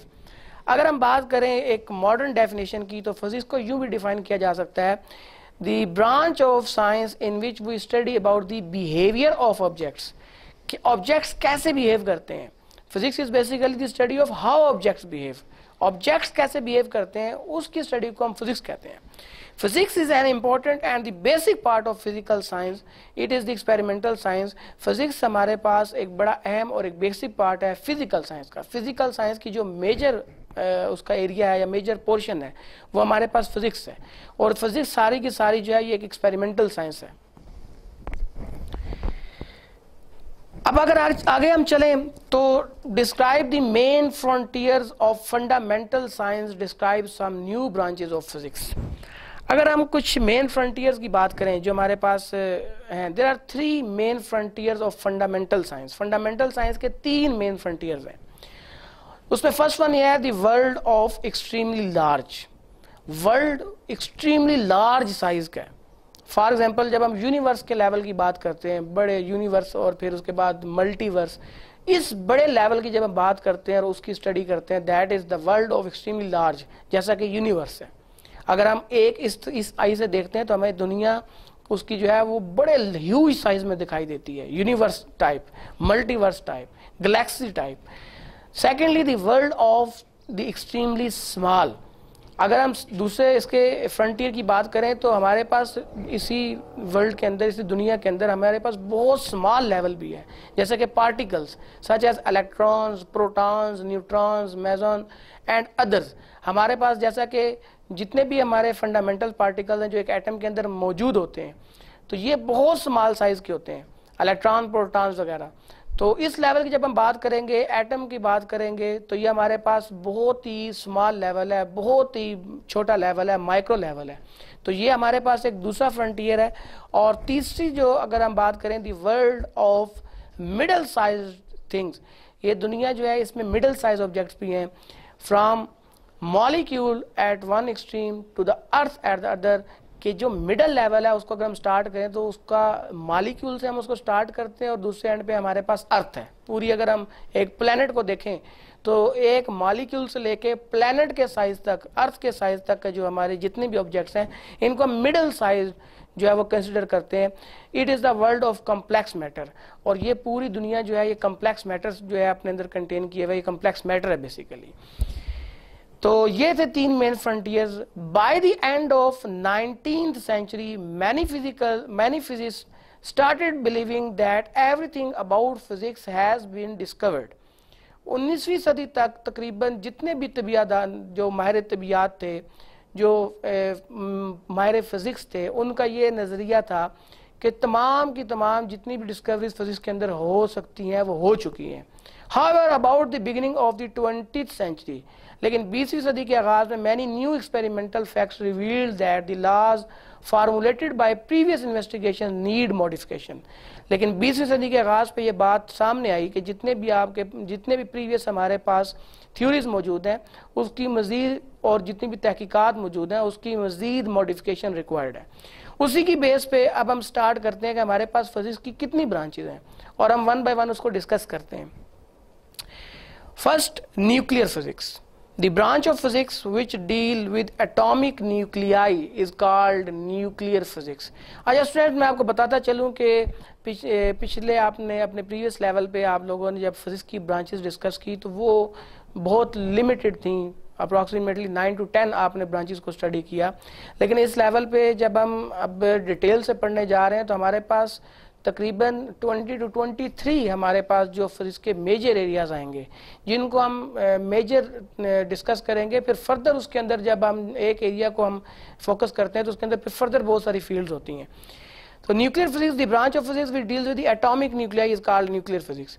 ये आपके पास ऐसी ब्रांच है जिसमें हम एक न्यूक्लियस की स्टडी को या न्यूक्लियस के ऊपर, एटॉमिक न्यूक्लियाई के ऊपर बहुत सारा काम करते हैं, उसको न्यूक्लियर फिजिक्स बोला जाता है। Secondly, particle physics, the branch of physics which is concerned with ultimate particles of which matter is composed is called particle physics. ये हमारे पास एक ऐसी ब्रांच है जिसमें हम पार्टिकल्स लेवल पे, छोटे लेवल पे मैटर की स्टडी करते हैं कि कोई भी मैटर जो है वो किस तरीके से कंपोज हुआ है, उसके अंदर पार्टिकल्स किस किस्म के हैं, उनके बिहेवियर्स क्या हैं, उसके बारे में जो डिटेल स्टडी है that is called particle physics. Number 3 है आपके पास रिलेटिविस्टिक मैकेनिक्स। इससे पहले कि आपको रिलेटिविस्टिक मैकेनिक्स के बारे में बताऊं, मैकेनिक्स के बारे में आप लोग जानते होंगे। Mechanics is basically the branch of physics in which we study about the motion of objects. फिर हमारे पास मैकेनिक्स, इस जो हमारे पास फर्स्ट ईयर क्लास है इसमें हम मैकेनिक्स के तकरीबन 3-4 चैप्टर्स पढ़ेंगे। उसी की फिर एक मॉडिफाइड और फर्दर हमारे पास एक ब्रांच है relativistic mechanics. The branch of physics which deals with velocities approaching that of light is called relativistic mechanics. ये एक ऐसी ब्रांच है फिजिक्स की जिसमें हम डील करते हैं उन वेलोसिटीज को जो लाइट के कंपैरिजन में, अब स्पीड ऑफ लाइट के कंपैरिजन, जो स्पीड ऑफ लाइट है नॉर्मली आप देखें तो स्पीड ऑफ लाइट बहुत ज़्यादा डिस्कस होती है, तो वो तमाम ऐसे ऑब्जेक्ट्स जिसमें हम किसी भी ऑब्जेक्ट की वेलोसिटी को जो है वो अप्रोच करते हैं या उसको कंपेयर करते हैं स्पीड ऑफ लाइट से, तो that is called relativistic mechanics. Number 4 आपके पास है solid state physics, the branch of physics which is concerned with the structure and properties of solids is called solid state physics. ये physics की एक ऐसी branch है जिसमें हम सॉलिड पार्टिकल्स को, सॉलिड को डिस्कस करते हैं, जितने भी आपके पास ऑब्जेक्ट्स हैं उनके सॉलिड फॉर्म में जब उसको हम डिस्कस करते हैं, उसके स्ट्रक्चर को, उसकी प्रॉपर्टी को, that is called solid state physics. Further आगे चलें तो हमारे पास बाकी ब्रांचेज में है, अदर ब्रांचेज ऑफ फिजिक्स में हमारे पास physics is the most fundamental of all sciences and provides other branches of science. क्योंकि हमारे पास फिजिक्स जो है एक जितनी भी साइंसेज है उनका एक फंडामेंटल है ये हमारे पास, और फर्दर फिर हमारे पास बहुत सारी ब्रांचेज ये प्रोवाइड करती है। Basic principle and fundamental law, the overlapping of physical and other fields gave birth to new branches. New branches जो हमारे पास फर्दर मॉडर्न किस्म की ब्रांचेज हैं उसमें astrophysics, the branch of physics concerned with physical and chemical properties, origin and evolution of the celestial bodies। जो हमारे पास astrophysics है इसमें हम उन तमाम बॉडीज के बारे में डिटेल से स्टडी करते हैं जो हमारे पास नेचुरल हैं, नेचुरल बॉडीज हैं, लेकिन आउटसाइड दी अर्थ जो स्पेस में मौजूद हैं, जैसा कि सन हो गया, जैसा कि दूसरे प्लैनेट्स हो गए, तो हमारे पास दूसरी गैलेक्सीज होगी। जब हम उसके बारे में स्टडी करते हैं वो अगर नेचुरल, वो नेचुरली बनी हुई है, उसके बारे में जब हम स्टडी करते हैं तो उनको हम सेलेस्टियल बॉडीज बोलते हैं, that is called astrophysics. Next branch है हमारे पास biophysics. The branch of physics which deals with scientific study of biological process in terms of the law of physics। जब हम फिजिक्स को स्टडी करते हैं, डील करते हैं with scientific study of biological process के अंदर, फॉर एग्जांपल हमारे पास इको लोकेशन इन बैट्स, ये हमने प्रीवियस लेवल पे पढ़ा है कि जो इको लोकेशन है, चमगादड़ों का जो एक इको लोकेशन सिस्टम है कि वो अपनी साउंड से जो है वो लोकेट करती हैं किसी भी ऑब्जेक्ट को, और उसमें हमने वो पढ़ा था कि उनकी फ्रीक्वेंसी रेंज जो है वो डिफरेंट होती है। नॉर्मल जो हमारे पास एक ऑडिबल फ्रीक्वेंसी रेंज होती है, and stresses and strain in skeletal and muscular structure. इसी तरीके से जो मस्कुलर स्ट्रक्चर के अंदर स्ट्रेसेस और स्ट्रेन का जो कंसेप्ट है ये फिजिक्स का है। तो जब हम फिजिक्स को in term of biological process study करते हैं, that is called biophysics. Next है हमारे पास नंबर 7 पे aerodynamics, the branch of physics which deals with the study of the movement of air and other gases। Aerodynamics से पहले आपको ये पता होना चाहिए कि हमारे पास जो मैकेनिक्स है उसकी 2 मेजर ब्रांचेस होती हैं, जिसमें से एक को हम कहते हैं काइनेमैटिक्स और एक को हम कहते हैं डायनामिक्स। काइनेमैटिक्स आपको पता है कि that is branch of physics, that is branch of physics in which we study about the motion of objects without knowing the cause। but dynamics क्या है कि हमारे पास that is branch of physics in which we study about the motion of objects also discussing the cause of motion। फिर dynamics हमारे पास आगे जो है वो फर्दर कैटेगराइज हो जाती है, जैसे कि सॉलिड डायनामिक्स है, एरोडायनामिक्स है, फ्लूइड डायनामिक्स है, जो हमारे पास मैटर की 3 मेजर टाइप्स हैं। सॉलिड डायनामिक्स में हम जो है सॉलिड बॉडीज के अंदर जो उसके पार्टिकल्स हैं उसके मोशन को स्टडी करते हैं, उनकी वाइब्रेशंस को स्टडी करते हैं।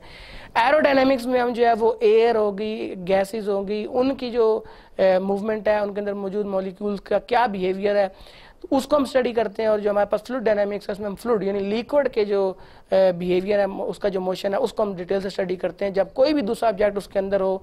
एरोडायनामिक्स में कोई भी दूसरा ऑब्जेक्ट जब एयर के अंदर हो तो इसको एरोडायनामिक्स बोला जाता है। The branch of physics which deals with the study of the movement of air and other gases।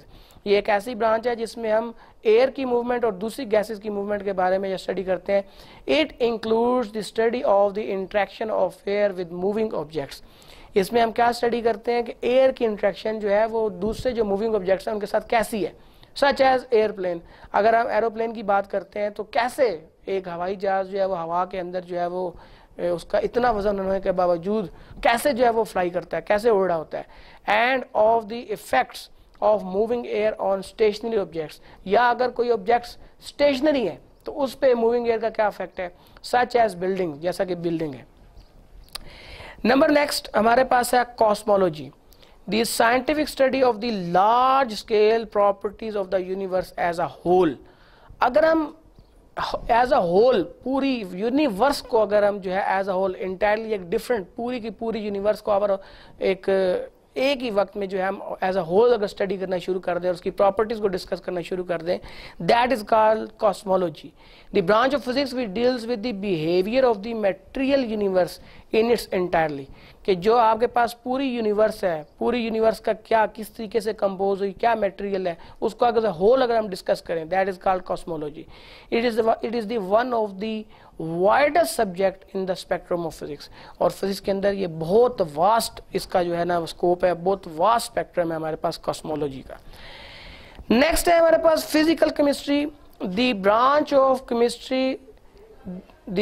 Chemistry that is concerned with physical structure of chemical compounds. अगर हम केमिकल कंपाउंड्स के फिजिकल स्ट्रक्चर की बात करते हैं तो उसको हम फिजिकल केमिस्ट्री बोलते हैं। The amount of energy they have, for example कितनी अमाउंट ऑफ एनर्जी उनके पास है, the way they react with other compounds, दूसरे कंपाउंड्स के साथ वो कैसे रिएक्ट करेंगे, and the bonds that hold their atoms together, और वो जो बॉन्ड दो एटम्स के दरमियान मौजूद है जो उनको आपस में जोड़ के रखता है। तो अगर हम फिजिक्स को केमिस्ट्री के अंदर जो है केमिकल कंपाउंड्स के जो स्ट्रक्चर्स या उनके बिहेवियर के बारे में जब हम उसको स्टडी करते हैं, that is called physical chemistry. Physics का क्या रोल होता है उसमें। नेक्स्ट है हमारे पास नंबर 10 पे physical oceanography. It is the study of physical conditions and physical processes with the ocean.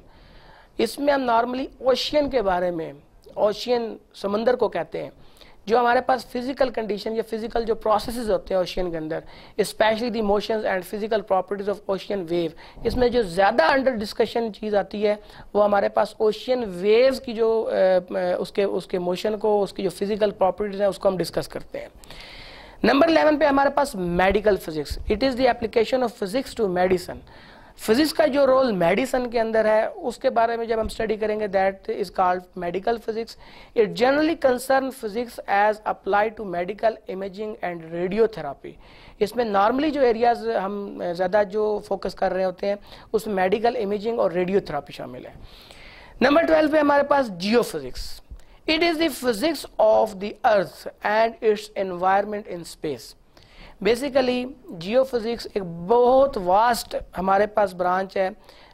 इसमें हम जब इसको डिफाइन करते हैं तो हम सिंपल यही कहते हैं the branch of physics that deals with the internal structure of the अर्थ। लेकिन ये इतनी वास्ट है कि जब हम अर्थ को स्टडी करते हैं, अर्थ के इंटरनल स्ट्रक्चर को या अर्थ की इन्वायरमेंट को स्टडी करते हैं, तो हम उसके बिहेवियर को डिस्कस कर रहे होते हैं। It is the physics of the earth, earth की फिजिक्स है, और जो उसकी इन्वायरमेंट है, जो बाहर स्पेस के ऊपर उसका अफेक्ट है। It subjects include the shape of the earth, इसमें शेप ऑफ अर्थ शामिल है, its gravitational and magnetic fields, इसकी ग्रेविटेशनल और मैग्नेटिक फील्ड इसमें इंक्लूडेड है। The dynamics of the earth as a whole and of its component parts, the earth internal structure, पूरी earth की as a whole उसकी जो डायनामिक्स है या अर्थ का जो इंटरनल स्ट्रक्चर है वो भी इसमें इंक्लूड है। कंपोजिशन एंड टेक्टोनिक्स, कंपोजिशन और tectonics, the generation of magma, और जो मैग्मा प्रोड्यूस होता है इंटरनली, जितने भी हमारे इसके अंदर अर्थ के अंदर इंटरनली जितने भी प्रोसेस हो रहे होते हैं, इन सब को हम जब डिस्कस करते हैं तो ये सारी चीज़ें उसमें आ जाती हैं। Volcanism and rock formation, the hydrological cycle including snow and ice, all aspects of the oceans, the atmosphere, ionosphere, magnetosphere and solar terrestrial relations and analogous problems associated with the moon and other planets। तो जब हम उस अर्थ को जब हम detail से study करते हैं तो आया फिर हमारे ये तमाम जितने भी प्रोसेसेस हैं जो वन बाय वन आपके साथ मैंने डिस्कस किए, मैग्मा की जो प्रोडक्शन है, टेक्टोनिक्स है, और जो हमारे पास वल्कनिज्म है, रॉक फॉर्मेशन है, या जो हमारे पास हाइड्रोलॉजिकल साइकिल्स हैं स्नो एंड आइस के, या हमारे पास जो है उसका जो ओशियन के ऊपर इफेक्ट है, एटमॉस्फेयर के ऊपर जो उसका इफेक्ट है, आइनोस्फेयर, मैग्नेटोस्फेयर, सोलर टेरेस्ट्रियल जो हमारे पास सेटेलाइट को जो कंट्रोल है उनको डील करना, उसमें भी ये बड़ा अहम रोल प्ले कर रही होती है। और जितने भी प्रॉब्लम हमारे पास रिलेटेड होते हैं with the moon and other planets, moon और दूसरे प्लैनेट्स के साथ, तो ये सारा का सारा हम जो है जियोफिजिक्स के अंदर इसको डिटेल से स्टडी करते हैं। नंबर 13 पे आपके पास engineering physics EP. It is an academic degree. By default तो इंजीनियरिंग फिजिक्स को ये कि हमारे पास एकेडमिक डिग्री का नाम है, available mainly at the levels of BTech, BSc, MSc and PhD. और ये नॉर्मली बीटेक, बीएससी, एमएससी और पीएचडी लेवल पे होता है। Unlike other engineering degrees such as aerospace engineering, for electrical engineering, दूसरी डिग्रीज के अगर हम उसको छोड़ के अगर हम देखें, जैसा कि एरोस्पेस इंजीनियरिंग है और इलेक्ट्रिकल इंजीनियरिंग है, EB does not necessarily include a particular branch of science or physics. EP यानी कि इंजीनियरिंग फिजिक्स के अंदर कोई खास एक स्पेशल ब्रांच इसके अंदर इंक्लूड नहीं है। Instead EP provides a more thorough grounding in applied physics. ये जो इंजीनियरिंग फिजिक्स है ये एक बहुत मतलब आपके पास एक ह्यूज आपके पास जो है ना वास्ट आपके पास एक स्पेक्ट्रम दे रही होती है कि आप किसी भी एरिया को चूज कर सकते हैं। Physics of any area chosen by the students such as optics, nano technology, micro fabrication, mechanical engineering, electrical engineering, control theory, aerodynamics, energy और सॉलिड स्टेट फिजिक्स। तो आपके पास जितनी भी फिजिक्स की ब्रांचेज हैं इंजीनियरिंग फिजिक्स आपको ये प्रोवाइड करती है। आप कोई भी एरिया इसमें जो है वो चूज कर सकते हैं। तो स्टूडेंट्स ये था हमारा डे 1 का सिलेबस जो आज हमने स्टडी किया। फर्दर डे 2 के साथ जो है वो हम अपना नेक्स्ट लेक्चर स्टार्ट करेंगे। औज़ु बिल्लाहि मिनश शैतानिर रजीम, बिस्मिल्लाहिर रहमानिर रहीम। शुरू अल्लाह के नाम के साथ जो बड़ा मेहरबान और बार बार रहम फरमाने वाला है। अजीज़ तलबा व तालिबात, मैं आप तमाम तलबा को फर्स्ट ईयर की नई क्लास आमद पर खुशामदीद कहता हूँ। आज मैं आप हजरात के सामने FSC पार्ट 1 और ICOM पार्ट 1 इस्लामियात की पहली HOD का सबक पढ़ाऊँगा। इससे कबल कि मैं आपको सबक पढ़ाऊँ, ज़रा किताब के तारुफ की तरफ चलते हैं। मेरे पास ये बुक है ज़ियाए इस्लामियात। इसके जो मुसन्निफ़ हैं प्रोफेसर डॉक्टर मोहम्मद रफ़ीक और इनके रफ़क़ा हैं। हिजाज़ी फाउंडेशन ने ये शाया की है। इस किताब के 4 अबवाब हैं। पहला बाब उसवे रसूल सल्लल्लाहु अलैहि वसल्लम। पहला बाब जो है वो अकायद के मुतालिक है, जिसको बुनियादी अकायद कहा जाता है, जिसमें तौहीद, रसालत, मलाइका, आसमानी किताबें, आखिरत और बाब दूम इस्लामी तशख़्ख़ुस में नमाज, रोज़ा, हज, ज़कात, जिहाद, हुकूक़ुल इबाद और मुआशरती ज़िंदगी के मुतालिक पढ़ाया जाएगा। बाब सूम में उसवे रसूलुल्लाह सल्लल्लाहु अलैहि वसल्लम, जिसमें रहमतुल लिल आलमीन, उख़ुव्वत, मुसावात, सब्र इस्तिक़लाल, अफ़्व दरगुज़र और ज़िक्र के मज़ामीन पढ़ाए जाएंगे। बाब चहारूं तारुफ़ कुरान और हदीस, जिसमें कुरान और हदीस का तारुफ़, मक्की और मदनी सूरतें,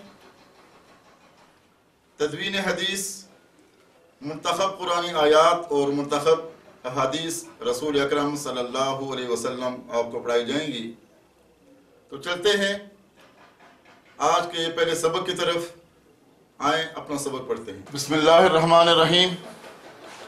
बाब अव्वल बुनियादी अकायद।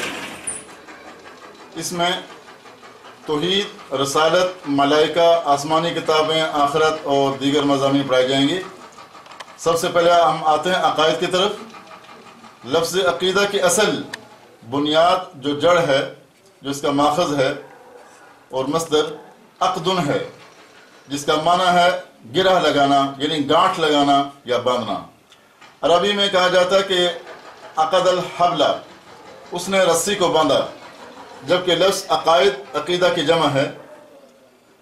अकीदा का लुग़वी माना बांधी हुई या गिरा लगा हुई चीज़। अकीदा का इस्लाही माना किसी इंसान के वो पुख्ता ख्यालात और अटल जो नज़रियात हैं उनको अकीदा कहा जाता है। अकीदा की अहमियत इंसान के तमाम आमाल और अक़वाल यानी उसका काम और उसकी गुफ्तगू का जो महवर उसका अकीदा होता है। नंबर 2, अकीदा ही इंसान के दिल और दिमाग पर हुक्मरानी करता है। नंबर 3, आमाल सालिहा का मुहर्रिक यानी तहरीक देने वाला, हरकत करने वाला असल में अच्छा अकीदा होता है। नंबर 4, बुरे आमाल का मुहर्रिक गलत अकीदा और परागंदा ख्यालात होते हैं। नंबर 5, अकीदे की असल मिसाल एक बीज जैसी है और अमल उस बीज से उगने वाले पौधे की तरह है। इस्लाम में अकीदे की अहमियत क्या है जी? कुरान मजीद में लफ्ज़ अकीदा की जगह ईमान का लफ्ज़ इस्तेमाल हुआ है। अगर आपसे पूछा जाए कि कुरान करीम में अकीदा की जगह कौन सा लफ्ज़ मुतबादल इस्तेमाल हुआ है तो आपने जवाब देना है ईमान का लफ्ज़ इस्तेमाल हुआ है। इस्लाम ने तमाम आमाल की बुनियाद अक़ायद को करार दिया है। अल्लाह के नबी ने फरमाया इन्नमल आमालु बिन्नियात व इन्नमा लिकुल्लि इम्रिइन मा नवा। आमाल का दार मदार सिर्फ नीयतों पर है। हर इंसान को उसके अमल का अजर उसकी नीयत के मुताबिक मिलेगा। चूँकि अक़ायद का ताल्लुक दिल से होता है इसलिए नबी करीम सल्लल्लाहु अलैहि वसल्लम ने दिल की इस्लाह पर बहुत जोर दिया है और फरमाया अला खबरदार व इन्न फिल जसदी लमुज़गतन, बेशक इंसान के जिस्म के अंदर एक लुथरा है। सलाहत सलाहल जसद, जब वो सही रहता है तो सारे का सारा जिस्म सही रहता है। वइदा फसदत, और जब वो लोथरा ख़राब हो जाता है, फसदल जसद कुल्लुहु, तो सारे का सारा जिस्म भी ख़राब हो जाता है। अला खबरदार वही अलक़ल्बु, और वो लोथरा क्या है जी? गोश्त का एक टुकड़ा है जिसको दिल कहते हैं। इसी अक़ीदा की अहमियत के पेश नज़र अल्लाह ने कुरान मजीद में ईमान लाने यानी तमाम लोगों को अक़ीदा की इस्लाह करके इस्लामी अक़ायद अपनाने का हुक्म दिया। नंबर 2, तमाम अम्बिया और रसूल ने अपनी तबलीग का आगाज़ अक़ायद की इस्लाह से किया। नंबर 3, नबी पाक ने मक्का में अक़ीदे की इस्लाह पर 13 बरस सर्फ किए, यानी 13 साल लगाए सिर्फ ला इलाहा इल्लल्लाह, अल्लाह के सिवा कोई माबूद नहीं है। ये एक बुनियादी अक़ीदा है, अक़ीदा तौहीद। 13 बरस सर्फ किए, बल्कि पूरी ज़िंदगी अक़ायद की इस्लाह पर सर्फ की। सर्फ का माना खर्च की, क्योंकि अक़ायद की इस्लाह से आमाल की इस्लाह होती है। अगर अक़ायद दुरुस्त नहीं हैं तो हम जो भी अमल करेंगे वो अमल फासिद होगा, और अगर अक़ायद हमारे दुरुस्त हैं तो फिर जो भी अमल करेंगे वो अल्लाह के यहाँ काबिल कबूल होगा। इसलिए आमाल की कबूलियत के लिए बुनियादी तौर पर अक़ायद का दुरुस्त होना ज़रूरी है।